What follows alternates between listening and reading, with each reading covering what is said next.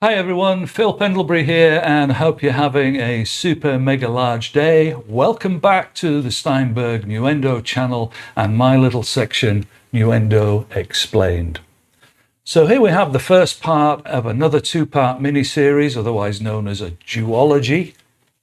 And in this one, we're going to look at some of Nuendo's dialogue workflow tools.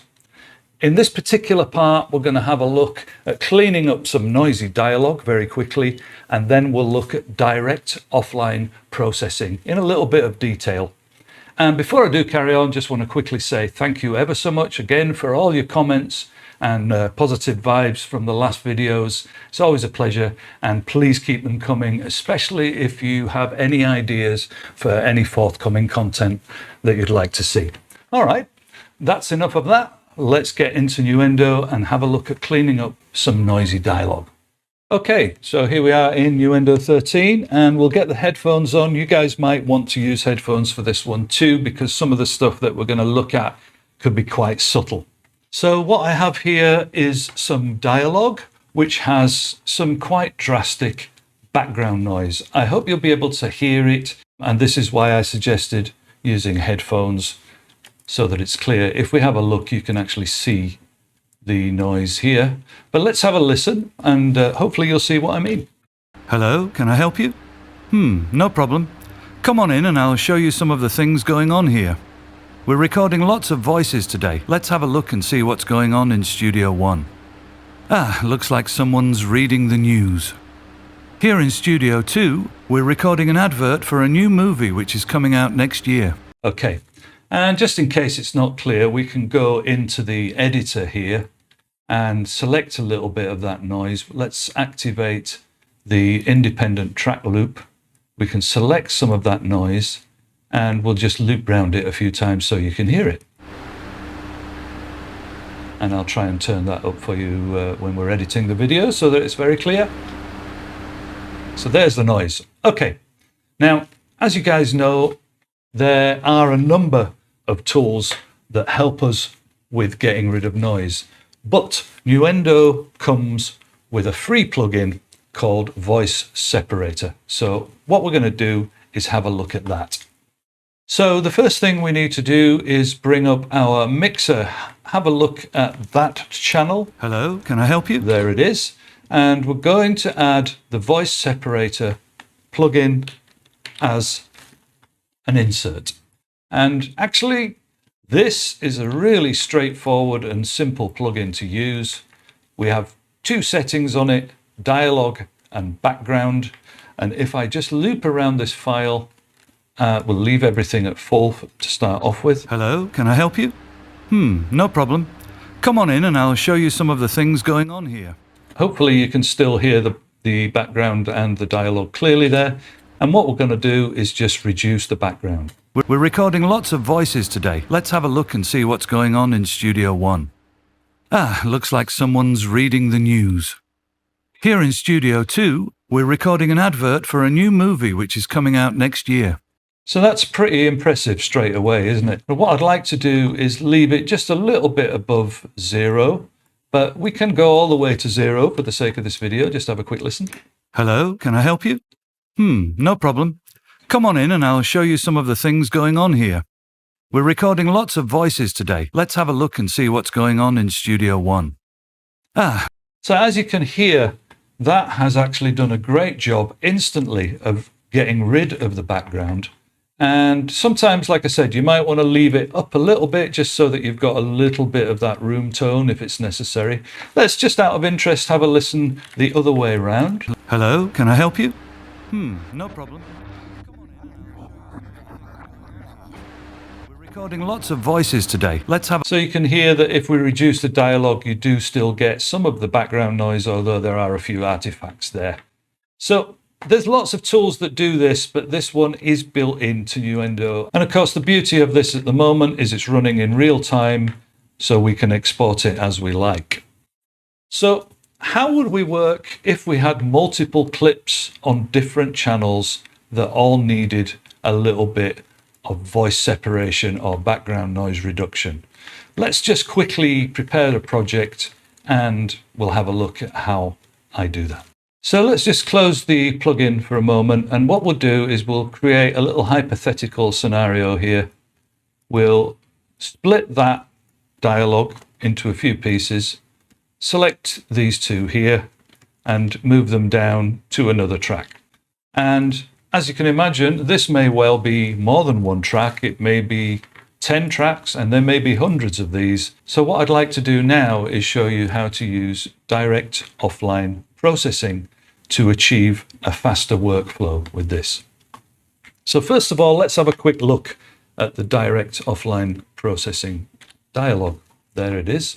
So what is it? Well, direct offline processing is often missed and very useful. You can add processing by adding plugins or audio processors, and some of these are built in already. And furthermore, you can add FX chain presets, track presets, or effect favorites within the direct offline processing window. Or indeed, you can drag plugins or plugin chains from inserts or from the media rack. And if you add a plugin effect or a process, its last use parameter settings are loaded, and you can reset it to its default settings by clicking Reset to Default. So I think probably the easiest thing to do here would be to just show you it in action. So we need to select a clip to start off with, and you can see that that's come up here. And we can do a quick process there. Let's say gain. We can apply that. We can use a new version, which is also very handy, and we'll explain a little bit more about why that is handy later on.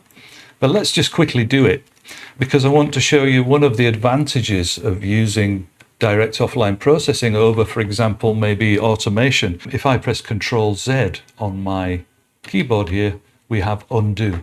So quickly, let's do that gain again. We'll go new version. Then quickly, let's do a resample. Doesn't matter, we're not listening to it. So we've done a couple of processes on that particular clip. And now if I Control Z, we can go back to how it was before, which is really useful. You can see that Steinberg provides a bunch of particular processes that can be used. But not only that, we can also use any of our plugins within direct offline processing. And there are one or two that are specific only to direct offline processing. So how do we go about applying direct offline processing to some of these clips? Now, there's a number of ways we can do this. I'd like to show you a couple of my favorites. We've got the two tracks, and as you can hear, they are still... Hello, can I help you? No problem. Come on in and I'll show you some of the things going on here. We're recording lots of... Still being treated with the voice separator, and because we copied the track, the voice separator is on both of those tracks now. So we'll select all the parts. We'll bring up direct offline processing, and you can see there's multiple selections. We'll do a quick gain just to make sure that you can see what's happening, and we'll hit apply. We'll go new versions, and you can see that that gain has been applied to all of those parts. So we'll undo that with Control Z, and now we'll look at our voice separation process in direct offline processing. So once again, we've got all those parts selected, as you can see, and there's a few ways we can do it. We can go to plugin and we can search for the plugin here, or this is a handy method that you might not be aware of. We have the voice separator already set how we like it, and what we can do is simply drag it over. Once again, new versions, and let's close the mixer down for a second, and you can see that the voice separator is now ready to be applied to those clips. I haven't got auto apply turned on, and there's a reason for that. We'll get to it in a minute. So you can see here, voice separator, 5 parts, we're ready to go. The settings in voice separator are exactly as they were in the mixer. So the only little thing here we need to note is that because we've got it in direct offline processing, we don't need it in the mixer anymore. So we can either just bypass it, or in my case, I'll just remove it from both of those. And so these channels are now clean. And let's have a listen. Hello, can I help you? No problem. Hello, can I help you? No problem. And that's the first track. So we apply that, and it will now go through all of those and apply it to all of them. So if we now come out of direct offline processing, and let's just pick one of those, let's say this middle one here, you can hear, hello, can I help you? No problem. That the noise has gone. Super cool. So we'll undo that and we'll continue. While we're on the subject of ways of getting your plugin into direct offline processing, let's just quickly do that again. So let's go Voice Separator, and let's also add Voice Designer just for, the sake of something. I'll have a quick listen to that. Hello, can I help you? No problem. Come on in and I'll show you some of the things going on here. We're recording lots of voices today. Okay, so you'll notice there that Voice Designer that we added to this, we've got two plugins here, the Separator and the Voice Designer, didn't affect the second channel. All right, so let's have another quick listen. Hello, can I help you? No problem. Come on in and I'll show you some of the things going on here. And again, what could we do to make this quicker? Well, if we quickly just reselect all of our parts again, bring up the mixer, and we'll select the entire insert rack and drag it into direct offline processing. We will remove them once again from the mixer, close the mixer down, and you can see here in the direct offline processing that we have two processes all ready to go, and all we have to do is hit apply. And now let's listen. Hello, can I help you? No problem. Hello, can I help you? Let's go back to the actual project. Come on in and I'll show you some of the things going on here. We're recording lots of voices today. So you can see that that has been applied to all of those parts in one go.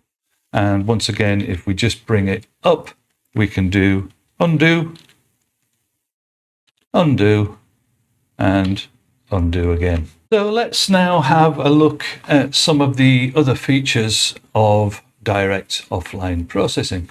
First of all, just quickly show you about auto apply. So we'll click the auto apply button and we'll select just one of the parts for the sake of speed. We'll get our plugin again, which would be Voice Separator. And you can see as soon as I've activated that plugin there, that the process has happened. And if we listen to it, hello, can I help you? You can see that that process has already been applied. Okay, but I like to leave that off generally because I like to have a little bit of control over, what's going on. So let's once again undo that.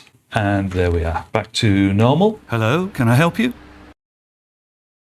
So we've kind of looked at ways to clean up that noisy file, and we've used it in direct offline processing as well. There is one other way which you can do, which is applying it to the entire file within the pool, which is actually really useful, but I'm not going to bother going into that now. What I'll do now is just show you some of the features of direct offline processing. We'll use a different plugin, something that's a little bit more obvious so that you can hear and see what's going on. So let's have a look at pin process. We'll select this file here and we'll just go to our pitch driver because it's nice and easy to see. Hello, can I help you? No problem. Hello, can I help you? No problem. Hello. All right, we've set that how we like it, and we can process that particular file, this one here. So we'll do that. Again, we do new version. Now what we can do is do pin process. So if we click that, you can see that that process is now pinned into the upper left area. And if we actually just close down DOP and go to another file, let's say this one over here, and we can open that and we can actually just apply that to that one as well. So if we now listen to the two files. Hello, can I help you? And this one here. Looks like someone's reading the news. You can hear that that's been applied. Okay, so one of my favorite parts of direct offline processing is actually the favorites down here. You can build up some really useful stuff and it works really quickly. So let's just go through the procedure. We'll put the voice separator in there, and we'll leave it set how we had it roughly before. This is in the mixer now. And let's add some reverb. So we'll add reverence. Hello, can I help you? So we've set up our channel with a little bit of ambience, and we've also got rid of the background noise once again. Hello, can I help you? So now I'm going to bring that into direct offline processing. Like I showed you before, we need to select the event, and then we will take the entire channel and we'll drag it down here. We make new versions once again, and that's okay. That's not really relevant. But now what we can do is if we select both of those, incidentally, by the way, we can change the order if necessary. If we select both the voice separator and reverence and drag it down to the favorites and give it a name, denoise rev. So we can now delete that entire process. That's all back to normal. Let's make sure that we've got rid of these from the mixer. Hello, can I help you? No problem. So that file is now back to normal, and let's go to this one. We're recording lots of voices today. And again, We're recording lots. if we click our favorite here, new version, and off we go. And you can build up as many of these as you want. Very handy for things like if you've got a DS process, for example, that you want to DS and you're going through a dialogue or a vocal. And if you want to quickly select parts and just quickly DS them, or even just lower the levels, this is really handy for that. So there is one more thing I'd quickly like to show you. There are some more controls in direct offline processing. We have extend process range, which enables you to work on parts of the file that are outside the selection there, and the tail, which is useful for things like reverb and so on. We'll come to the final thing now, which is simply this. So let's select all those parts and make sure that that has been applied to everything. And this is still using direct offline processing as like a glorified plugin. Hello, can I help you? No problem. Come on in and I'll show you some of the things going on here.